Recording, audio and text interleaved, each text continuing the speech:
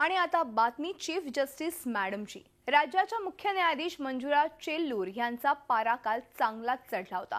सरकारी वकील उपस्थित नसल्याने कोर्टाचं कामकाज रखडलं होतं। जनहित याचिकांच्या सुनावणी दरम्यान कोर्टात एकही सरकारी वकील उपस्थित नव्हता। त्यामुळे मुंबई हायकोर्टाच्या मुख्य न्यायाधीश मंजुळा चेल्लूर यांनी मुख्य सरकारी वकिलांना फैलावर घेतलं। नेमून दिलेल्या जनहित याचिकांची सुनावणी पूर्ण झाली की सरकारी वकील कोर्टरूमच्या बाहेर उभे राहून चर्चा करण्यात मग्न असतात। मग नवीन येणाऱ्या जनहित याचिकांसाठी एकही सरकारी वकील हजर नसतो।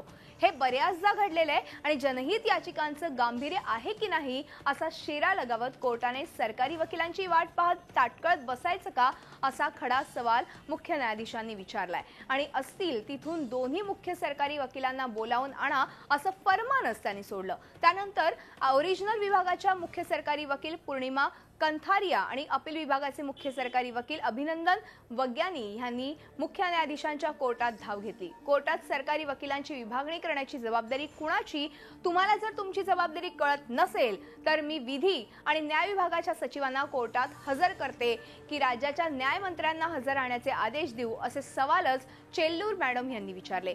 मग दोन्ही मुख्य सरकारी वकिलांनी न्यायालयाची माफी मागितली आणि यापुढे अशी गडबड होणार नाही याची ग्वाही देखील दिली। झी 24 तास रहा एक पाऊल पुढे।